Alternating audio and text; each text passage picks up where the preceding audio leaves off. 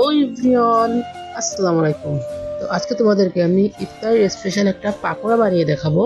তো এই পাকোড়াটা বানানো একদম সহজ, কিন্তু খেতে অনেক মজা আর অনেক ক্রিস্পি। কিন্তু এটা তোমরা দেখলেই কিন্তু বুঝতে পারছো কতটা ক্রিস্পি। তো চলো তোমাদেরকে বানিয়ে দেখা কীভাবে বানাতে হয়।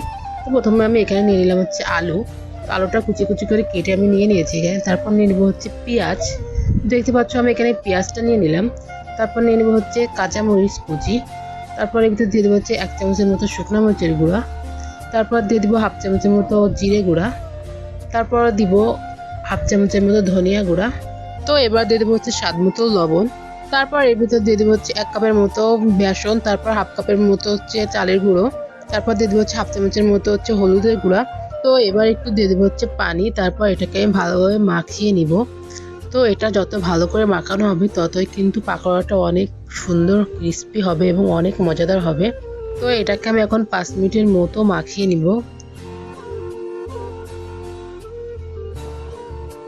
তো দেখতে পাচ্ছ আমার মাখানোটা কিন্তু শেষ। তো এখন আমি গোল গোল করে তেলের ভিতর দিয়ে দিব।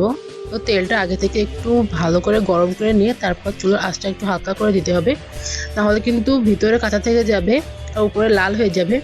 তারপর আমি এপাশ ওপাশ করে উল্টিয়ে ভালো করে ভেজে নিব। তো এই পাকোড়াটার রেসিপিটা যদি তোমাদের ভালো লাগে তাহলে অবশ্যই তোমরা বাসায় ট্রাই করো এবং কমেন্ট করে বলো যে কেমন হয়েছে।